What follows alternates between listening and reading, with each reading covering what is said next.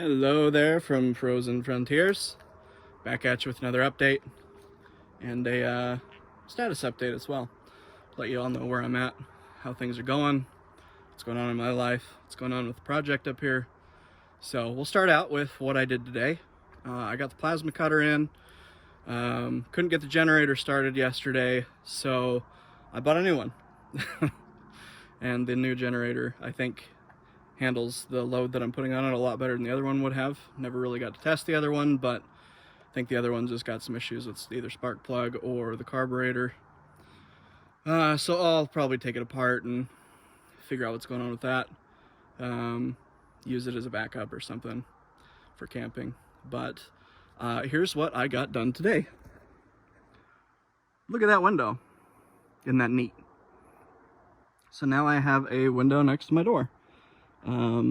The front patio that would come off of this come a little bit further out, probably about to where this little end of this is, go over, not all the way to the edge of the container, but probably a couple feet from the side, just like how this one is, and then back over. So that's probably a next year thing though.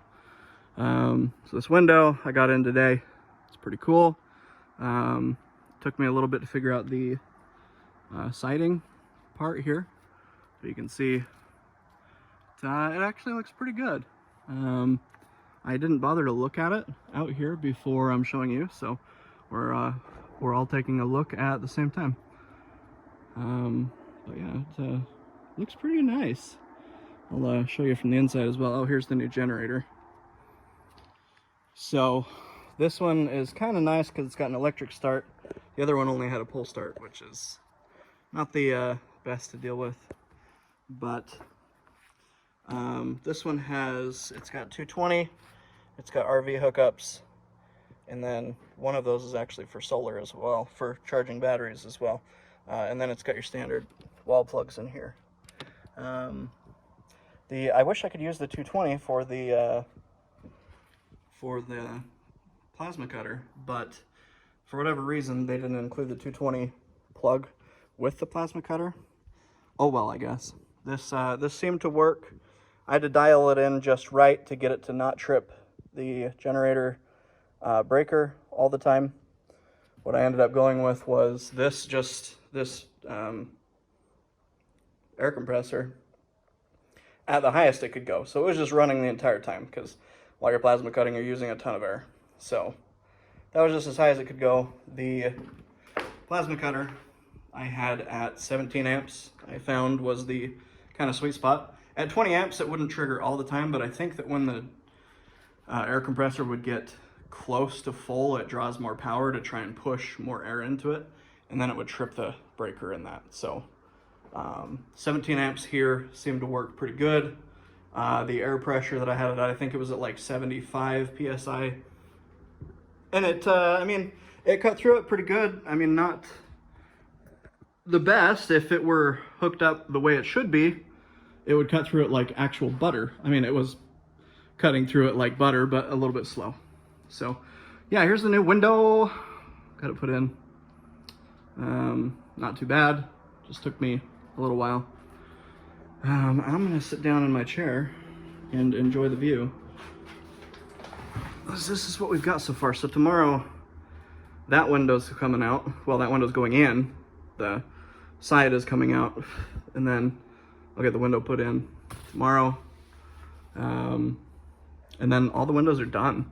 And then after that, the only other thing that I need to do is get insulation and get this thing put up on the stilts, on the piers.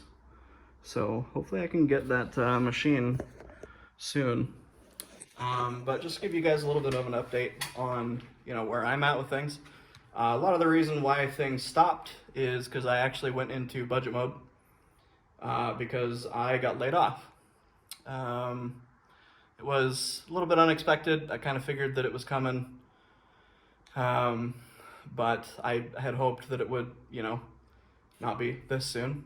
I enjoyed the work that I did there, and for whoever's working there still that's watching this, I hope you enjoy it.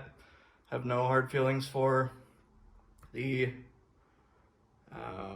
company, good people, but Yeah, so I got laid off,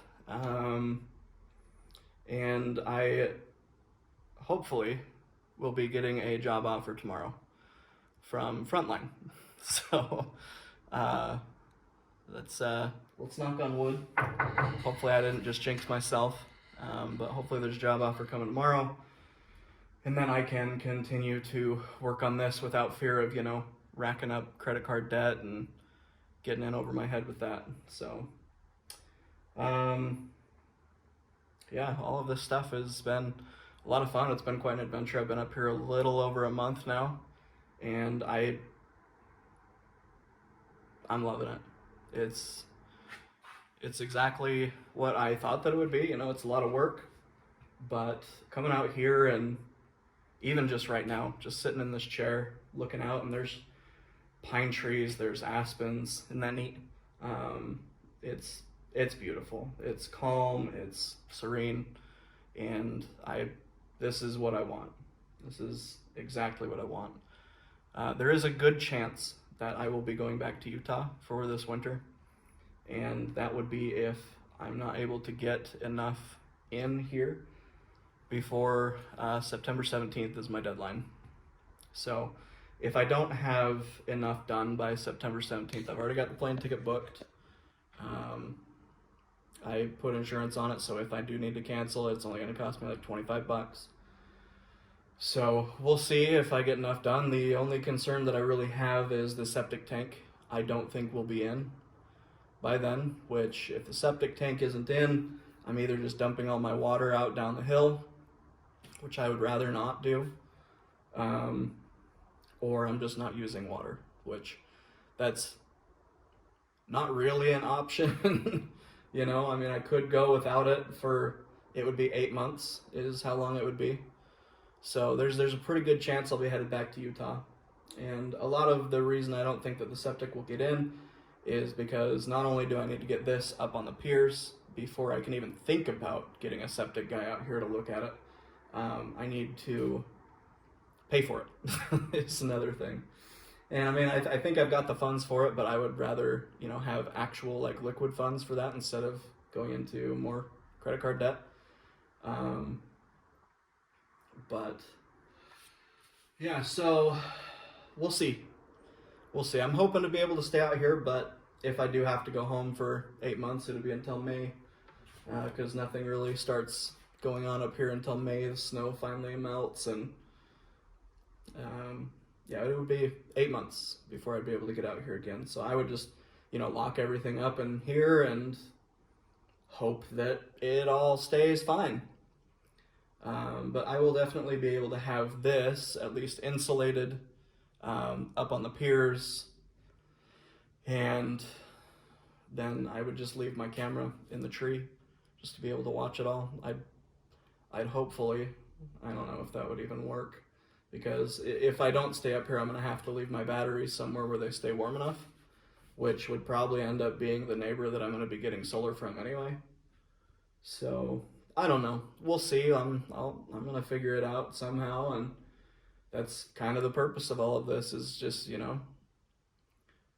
try things out, see how they work, and adjust and make plans and try and follow through. So it's been an adventure, and it's been something I've really enjoyed. So anybody who's been keeping up with it, thanks for tuning in. I'll leave it there for now. I'll give more update tomorrow when I've got that window done. And hopefully I'll be able to have a schedule for getting this whole thing up on the piers tomorrow as well. We'll see. Anyway, have a good one and enjoy.